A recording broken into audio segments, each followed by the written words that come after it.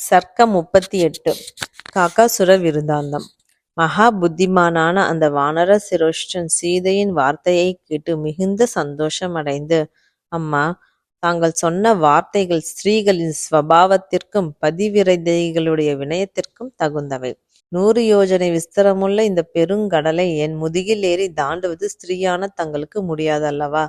ராமனைத் தவிர வேறு புருஷனைத் தொடமாட்டேன் என்று இரண்டாவது காரணம் அந்த மகாத்மாவின் பத்தினியாகிய தங்களுக்கே தகும். இப்படிப்பட்ட வார்த்தையை வேறொருவரும் சொல்ல மாட்டார்கள். தங்களுடைய சகல விருதங்களையும் வார்த்தைகளையும் ஒன்றுவிடாமல் ராகவனிடத்தில் சொல்வேன்.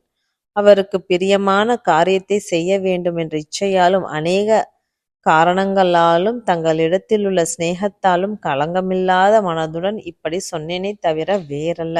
இந்த பெருங்கடலை தாண்டுவது கஷ்டம். கோர ராட்சசர்களால் இரவும் பகலும் காக்கப்பட்ட இந்த லங்கையை பிரவேசிப்பது அதிலும் கஷ்டம். நான் சொன்னபடி செய்ய எனக்கு சக்தி உண்டு, மற்றவர்களுக்கு சுலபம் அல்ல. ஆகையால் இப்படி சொன்னேன். ராகவன் இடத்தில் எனக்குள்ள சிநேகத்திற்கும் தங்களிடத்தில் வைத்த பக்தியாலும் இப்பொழுதே தங்களை ராமனோடு சேர்த்து வைக்க வேண்டும் என்ற அளவற்ற ஆசை கொண்டிருக்கிறேன். இல்லாவிட்டால் இப்படி சொல்வேனா? என்னுடன் ராமனிடமிற்கு வருவதற்கு தாங்கள் இஷ்டப்படாவிட்டால் நான் தங்களை பார்த்தேன் என்று அவர் நம்பும்படி சில அடையாளங்களை கொடுங்கள் என்று பிரார்த்தித்தார்.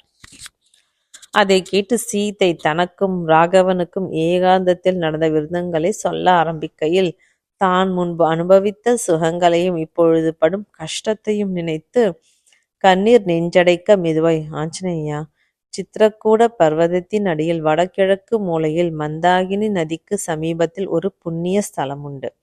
அங்கே சித்தர்கள் தபஸ்விகளும் ஆனந்தமாய் வசிப்பார்கள். பழம், கிழங்கு, ஜலம் குறைவில்லாமல் கிடைக்கும். நாங்கள் அங்கே இருக்கையில் நடந்த ஒரு விருந்தத்தை சொல்லுகிறேன். இந்த அடையாளத்தை என் பர்த்தாவிடம் சொல். ஒரு சமயத்தில் பலவித புஷ்பங்களால் வாசனையுள்ள மர சோலைகளில் நான் வெகுநேரம் விளையாடி வியர்ந்து களைத்து தங்களுடைய மடியில் பார்ந்தேன். அப்பொழுது ஒரு காக்கை மாமிசத்தில் ஆசை கொண்டு என் மார்பில் மத்தியில் கொத்திற்று. நான் அதன் மேல் ஒரு சிறிய கல்லை எடுத்தெறிந்து துரத்தினேன். மாமிசத்தில் ஆசை வைத்த அந்த துஷ்ட காக்கை நான் எவ்வளவு துரத்தியும் மறுபடியும் என்னை அடிக்கடி ஹிம்சித்ததே அல்லாமல் அவ்விடத்தை விட்டு போகவே இல்லை. அந்த ஹிம்சையை தீர்க்க வேண்டும் என்று பரபரப்புடன் எழுந்தேன். என் உத்திரியம் நழுவ அதை ஒடியானத்துடன் சேர்த்து பிடித்து கொண்டு அந்த காக்கையின் மேல் மிகுந்த கோபத்துடன் நின்றேன். அப்பொழுது என்னை பார்த்தீர்கள். பிறகு நான் அந்த காக்கை எவ்வளவு அடித்து துரத்தியும் அது என்னை கொத்தி கொண்டே இருந்தது. அதை கண்டு ஒரு காக்கையை ஓட்ட உனக்கு சக்தி இல்லையா என்று பரிகாசம் செய்தீர்கள். அப்பொழுது எனக்குண்டான வெட்கமும் அந்த காக்கையிடத்தில் உள்ள கோபமும் சொல்லி முடியாது. அதை கண்டு தாங்கள் என்னை சமாதானம் செய்தீர்கள். நான் மிகவும் களைத்து தங்களுடைய மடியில் மறுபடியும் வந்து படுத்தேன். ஒரு காக்கை நம்மை இவ்வளவு பாடுபடுத்துகிறதல்லவா என்று நினைக்க எனக்கு துக்கம் தாங்காமல் கண்ணீரால் முகம் நனைந்து பிறகு மெல்ல மெல்ல துடைத்து கொண்டேன். அப்பொழுது தாங்கள் என்னை பார்க்கவில்லையே. பிறகு களைப்பால் வெகு நேரம் அவருடைய மடியில் படுத்து தூங்கினேன். அவரும் களைத்து என் மடியில் படுத்து தூங்கிவிட்டார். அப்பொழுது அந்த காக்கை என் சமீபத்தில் வந்து நான் விழித்து கொண்டு ராகவனுடைய மடியில் இருந்து எழுந்தவுடன் சீக்கிரமாய் என் மேல் பாய்ந்து மார்பின் நடுவில் கொத்திற்று. அடிக்கடி கிளம்பி கிளம்பி என்னை கொத்தி கிழிக்கையில் இரத்தத் துளிகள் ரகுநாதன் மேல் விழ அவர் விழித்து கொண்டார். அந்த காக்கையின் ஹிம்சையை பொறுக்க முடியாமல் நான் அவரை எழுப்பினேன்.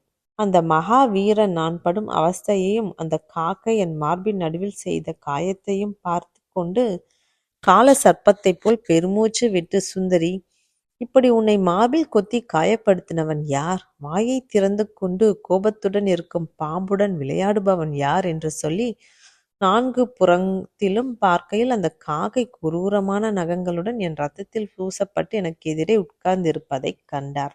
அது இந்திரனுடைய புத்திரனான ஜெயந்தன். ராகவன் கோபத்துடன் தன்னை பார்த்தபொழுது, ஓஹோ, மோசம் வந்ததோ என்று வாயு வேகமாய் பூமிக்குள் மறைந்தது. அதை கண்டு மகா புத்திமானான ரகுவீரன் இந்த காக்கையின் நிஜஸ்வரூபத்தையும் எண்ணத்தையும் அறிந்து கோபத்தால் கண்கள் ஜுவலிக்க அந்த குரூரமான சிக்ஷிக்க வேண்டும் என்று நினைத்தார். ஆனால் அங்கே அவருடைய கோதாண்டமும் பானங்களும் இல்லை. உடனே தான் உட்கார்ந்திருந்த ஆசனத்தில் இருந்து ராமன் ஒரு தர்ப்பத்தை கிள்ளி அதில் பிரம்மஸ்திரத்தின் மந்திரத்தை ஜபித்து அந்த காக்கையை உத்தேசித்து பிரயோகித்தார். உடனே அது காலாக்கினி போல் ஜுவலித்துக் கொண்டு அந்த காக்கையை ஆகாச மார்க்கமாய் துரத்த ஆரம்பித்தது. அதைக் கண்டு அந்த காக்கை ஓடிற்று, தாவிற்று, பறந்தது, மறைந்தது, தனக்குத் தெரிந்த சகல தந்திரங்களையும் உபாயங்களையும் செய்தது.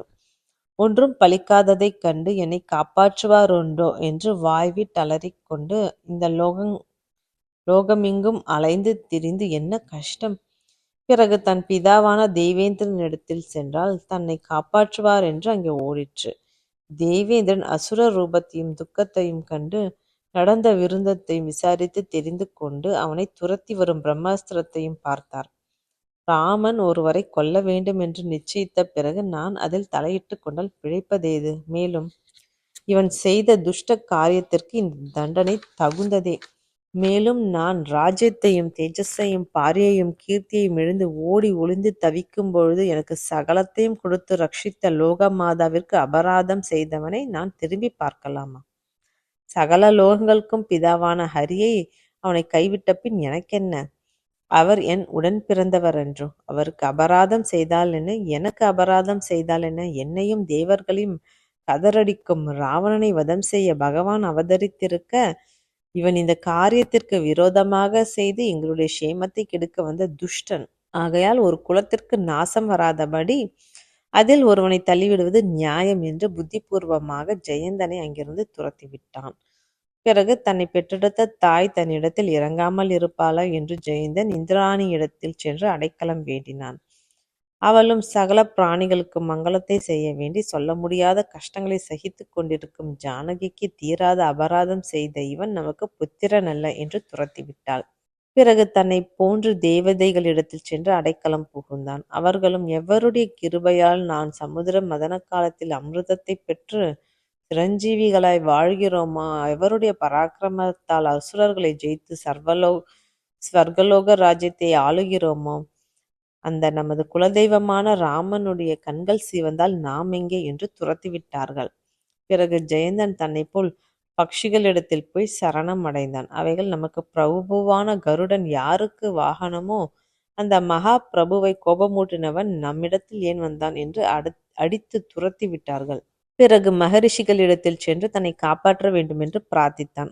அவர்களும் 3 காலங்களையும் அறிந்தவர்கள் ஆகையால் நாம் இவனுக்கு இடம் கொடுத்தால் நமக்கு ஆபத்து நேரும். ராமனே இவனை காப்பாற்றுவார். பக்ஷிகளுக்குள் காக்கை சண்டாளன். நாம் இவனை பார்ப்பதும் பிசகு. சகல ஜீவ கோடிகளுக்கும் புருஷகரமாய் நின்று உத்தம கதியை அடைவிற்கும் லோக ரட்சிக்கும் அபராதம் செய்த இவனுக்கு கதியுண்டோ என்று கைவிட்டார்கள். இப்படி பூமி, புவர்லோகம், ஸ்வர்க்கம் என்ற 3 லோகங்களிலும் சுற்றி அலைந்தான். பூமியில் மகரிஷிகளும், புவர்லோகத்தில் பக்ஷிகளும், ஸ்வர்க்கத்தில் தேவர்களும், மாதா பிதாக்களும் கைவிட்டார்கள். இன்னும் ஆசை விடாமல் கண்ட பேர்களையும் கேட்டு கண்ட இடங்களில் வெட்கமில்லாமல் நுழைந்து அடித்து துரத்தப்பட்டான். ஆகையால் முடிவில் சர்வலோக சரண்யனான ரகுவீரனையே சரணம் அடைந்தான். மகாலட்சுமியே ஒருவன் மீது குற்றம் சொன்னாலும் என்னடியார் குற்றம் செய்யார். அப்படி செய்தாலும் அது குற்றமாய் இராது என்று பக்தர்களை காப்பாற்றும் கருணாமூர்த்தியை சரணடைந்தான். பூர்வத்தில் இந்திரனுக்கும் சகாயமாய் அசுரர்கள் ஜெயித்து ககுஸ்தருடைய வம்சத்தில் பிறந்த ராமன் இந்திரனுடைய புத்திரனிடத்தில் இரக்கம் வைத்தார். அவன் செய்த அபராதத்திற்கு அவனை கொல்ல வேண்டியது. ஆனாலும் அதுவரையில் வெகு கஷ்டங்களை அனுபவித்திருக்கிறான். இப்பொழுது வேறு கதியற்று நம்மை சரணம் அடைந்திருக்கிறான். ரட்சிப்பது நமது விரதம் அல்லவா என்று அவனிடத்தில் கிருபை செய்தார். சகல ஜீவ கோடிகளுக்கும் அவரை தவிர வேறு சரணம் உண்டோ? சகல லோகங்களில் அலைந்து திரிந்து யாதொரு பிரயோஜனமும் இல்லாமல் தன்னையே சரணடைந்த அந்த காக்கையின் துக்கத்தையும் பரிதாபத்தையும் அவன் தன்னையும் கதி என்று வந்தடைந்ததையும் கண்டு இந்த பிரம்மஸ்திரம் வீண் போகாதே. ஆகையால் தங்களுடைய அஸ்திரத்தில் என் வலது கண்ணை பலியாக கொடுக்கிறேன் என்று சொல் என்றார். ஜெயந்தனும் அப்படியே செய்ய அவனது வலது கண்ணை பிடுங்கினார். இப்படி தனது வலது கண்ணை கொடுத்து ராமனுடைய கடாட்சத்தில் உயிர் பிழைத்தான். பிறகு அவன் ராட்சகனான ரகுநாதனையும் அந்த மகானுபவரையும் பெற்ற தசரத சக்கரவர்த்தியையும் நமஸ்கரித்து ராமச்சந்திரனிடத்தில் உத்தரவு பெற்றுக்கொண்டு ஸ்வர்கலோகம் சென்றான். லோகநாதா, எனக்காக ஒரு காக்கையின் மேல் பிரம்மஸ்திரத்தை பிரயோகிக்கவில்லையா? இப்பொழுது என்னை தங்களிடத்தில் இருந்து அபகரித்து தங்களை அவமானம் செய்து என்னை இப்படி உபதிரவிக்கும் ஒரு அல்ப ராட்சசனை பொறுத்திருப்பதற்கு காரணமேதோ? அளவற்ற உற்சாகத்தை உடைய தாங்கள் என்னிடத்தில் தயவு செய்யக்கூடாதா? பிறர் துக்கப்படுவதைக் கண்டு சகிக்க மாட்டார் என்று தாங்கள் அந்த வார்த்தையை நடத்தையும் காட்டி தங்களை சேர்ந்து நான் படும் துக்கத்தை தீர்க்கக் கூடாதா? இப்படி செய்யாவிட்டால் புருஷோத்தமன் என்ற பெயர் தங்களுக்கு எப்படி தகும்? அதை காப்பாற்றிக் கொள்ளுங்கள். நான் தங்களை நாதனாக அடைந்து அனாதையைப் போல் இருக்கிறேன். ஓடத்தில் ஏறிய பிறகு கூலி கேட்பது போல் தங்களுடன் ஏகாந்தமாக இருக்கையில் தங்களுக்கு மிகவும் பிரியமான தர்மம் எது என்று நான் கேட்டிருக்கிறேன். பிறர் துக்கப்படுவதை பார்த்தால் சகிக்காமல் இருப்பதே உத்தமமான தர்மம். அதே எனக்கு பிரியம். அதுவே என் ஸ்வபாவம் என்று தாங்களே சொல்லக் கேட்டேன். வேறு தூதன் முதலியவர்கள் மூலம் சொன்னதில்லை. இந்த வார்த்தையைத் தவிர அனுஷ்டானத்திற்கு வரவில்லையா என்று ஆஞ்சநேயா, உன் பிரபுவைக் கேள். தாங்கள் அளவற்ற வீரியம், உற்சாகம், பலம் முதலிய அனந்த கல்யாண குண பரிபூர்ணர் என்று கம்பீரத் தன்மையில் சமுத்திரத்தைப் போன்றவர் என்றும் பிறரால் அசைக்க முடியாதவர் என்றும் இந்திரன் எப்படி ஸ்வர்க்கத்தில் அதிபதியோ அப்படி இந்த கடல் சூழ்ந்த பூமிக்கு நாதன் என்றும் நான் அறிவேன் என்று அவரிடத்தில் சொல்ல வேண்டும். ஆஞ்சநேயா, ரகுவீரன் சொன்ன வார்த்தையை தவறுகிறதுண்டோ? அஸ்திர வித்தையில் அவருக்கு நிகருண்டோ? அவருடைய பலத்திற்கு எல்லையுண்டோ? இப்படி இருந்தாலும் வீண் போகாத அஸ்திரங்களையும் ராட்சசர்களிடத்தில் ஏன் பிரயோகிக்க கூடாது?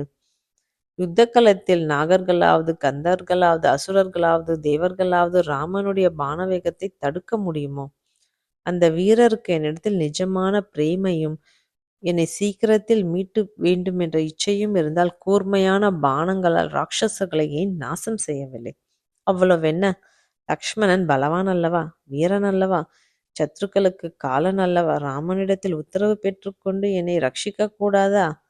வாயுவிற்கு அக்னிவிற்கு சமமான வேகத்தையுடைய தேஜஸையும் உடைய அவ்விருவர்களும் தேவர்களாலும் எதிர்க்கப்படுவார்களா?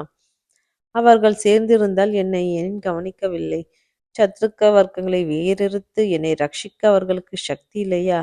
இதுவரையில் அப்படி செய்யவில்லை. இப்பொழுது நான் படும் அவஸ்தைகளை பார்த்தால் தங்களுடைய பிராணனை கொடுத்தாவது என்னை ரட்சிப்பதற்கு நான் தகாதவளோ?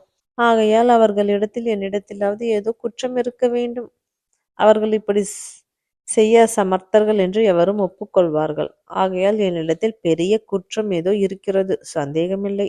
நான் சர்வமும் தெரிந்தவளே. எனக்கு தெரியாமல் நான் பாபத்தை செய்திருக்கலாம். அதை அனுபவித்தாலே ஒழிய தீருமோ? காரணம் இருக்கையில் காரியம் உண்டென்பதில் சந்தேகமோ?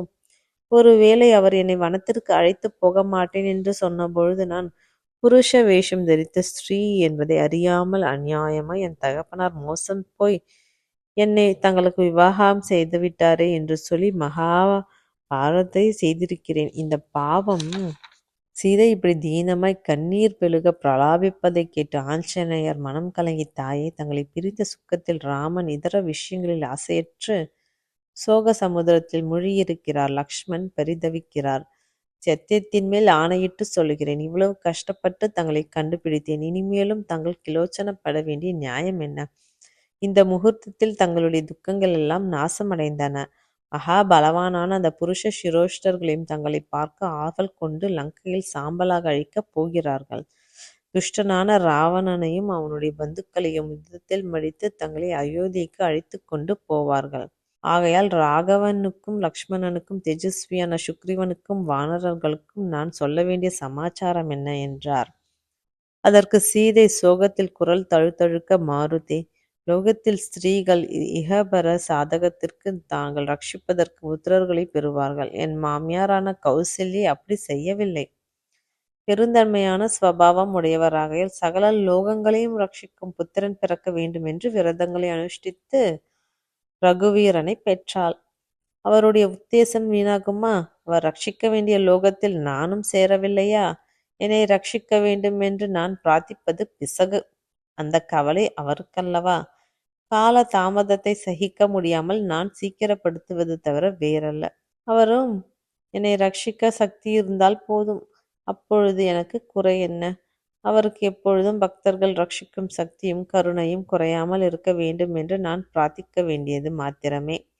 ஆகையால் ரகுவீரன் க்ஷேமமாக இருக்கிறார் என்று நான் விசாரித்ததாக சொல். அவரை நான் சாஷ்டாங்கமாய் நமஸ்கரிக்கிறேன் என்று சொல். ஏனென்றால் லோகத்தார்களைப் போல் அவரிடத்தில் நான் பிரார்த்திக்க வேண்டியது ஏதாவது இருந்தால் இந்த நமஸ்காரத்தை தவிர நான் என்ன செய்ய வேண்டியது? வேறென்ன? மாலைகள், ரத்னங்கள், பிரியமான பாரிய இவைகளையும் இன்னும் இந்த விசாலமான பூமியில் அடைய முடியாத சம்பத்துக்களையும் விட்டு லக்ஷ்மணன் மாதா பிதாக்களிடத்தில் வணக்கமாய் உத்தரவு பெற்றுக்கொண்டு தமையனிடத்தில் வைத்த சிநேகத்தாலும் பக்தியாலும் அவரை பின்தொடர்ந்து அவருக்கு சகல கைங்கரியங்களையும் செய்து அரண்யத்தில் ரட்சித்து வருகிறார் அல்லவா. சிம்மத்தைப் போல் பலமுள்ள புஜங்களையும் நீண்ட கைகளையும் உடையவன், பெருந்தன்மையான ஸ்வபாவத்தை உடையவன், பார்க்க பிரியமானவன், தன் தாயைப் போல் என்னையும் பிதாவைப் போல் ராமனையும் பாவித்து சிஷ்ருஜை செய்பவன், பெரியோர்களை பணிக்கிறவன், ராமனுக்கு சகலவித கைங்கரியத்தையும் செய்யும் பாக்கியம் பெற்றவன், சகல காரியங்களையும் செய்ய சமர்த்தன், அதிகமாக பேசாதவன், என் மாமனாரான தசரதருக்கு சமமானவன், அவருக்கு பிரியமான புத்திரன், என் பிரீத்திக்கு எப்போதும் பாத்திரன், சிரோஷ்டன், தைரியவான், ராமனுக்கு தம்பி, கட்டளையிட்ட காரியங்களை நிர்வகித்து செய்யக்கூடியவன், அவனுடைய முகத்தையும் பார்த்து ராமன் தசரதர் காலம் சென்றதையும் நினைக்காமல் இருக்கிறார். எப்பொழுதும் பரிசுத்தன், சமர்த்தன், மிருதுவான ஸ்வபாவம் உள்ளவன், ராகவனுக்கு பிரியன், என் விஷயத்தை கவனிக்க வேண்டுமென்று அவனை நான் க்ஷேமம் விசாரித்ததாக சொல். என்னை ராகவனன் அபகரித்து கொண்டு போனார் என்று அவனுக்கு தெரியாது. இல்லாவிட்டால் இவ்வளவு காலம் நான் கஷ்டப்பட வேண்டுமா? ஆஞ்சநேயா, ராகவன் என் துக்கத்தை நாசம் செய்யும்படி நீயே அவருக்கு சொல்ல வேண்டியது. வானர சிரோஷ்டா, இந்த காரியத்தை நீயே முடித்து வைக்க வேண்டியது. உன் சாமர்த்தியத்தால் ராகவன் என்னை மீட்க சகல பிரயத்தனங்களையும் செய்ய வேண்டியது. மகாசூரனாகவும் என் நாதனாகவும் இருக்கும் ராமனிடத்தில் தசரதர் நான் 1 மாதத்திற்கு மேல் பிழைத்திருக்க மாட்டேன், இது சத்தியம். பூர்வத்தில் இந்திரன் விருத்திராசுரன் என்ற பிராமணனை கொன்று அந்த மகா பிரம்மத்தை, ஸ்வர்க்கத்தையும் ராஜ்யலட்சுமியையும் இழந்து தரித்திரனாய் இருந்து கஷ்டப்பட்டான். அப்பொழுது நாராயணன் மற்ற தேவதைகளுடன் அஸ்வமேதம் என்ற வைஷ்ணவ யாகத்தை செய்து அவனுடைய பாவத்தை போக்கி பூர்வஸ்திதியில் வைத்தார்.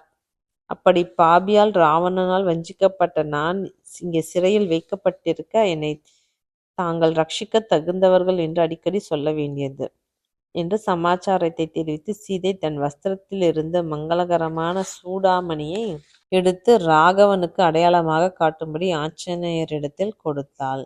அவர் அதை வணக்கமாய் பெற்றுக்கொண்டு விரலில் தரிக்க பார்த்தார். ஆனால் அது தன் விஸ்வரூபத்தை மாற்றி முன்பெடுத்த சூக்ஷமமான ரூபத்துடன் இருந்தபடியால் அது அந்த ஆபரணத்திற்கு சரியாகவில்லை.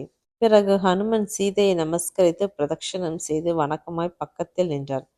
ஜானகியை கண்ட சந்தோஷத்தால் பூரித்த தேகம் லங்கையில் இருந்த போதிலும் மனதால் ராகவனுடைய திருவடிகளை அடைந்து நமஸ்கரித்தார். பெருங்காற்றால் கொஞ்சம் அசைந்த பிறகு முன்போல் ஸ்திரமாயிருக்கும் மலையைப் போல ஆஞ்சநேயர் சீதையை தேடியும் காணாமல் கலங்கி பிராணனை விட நிச்சயித்து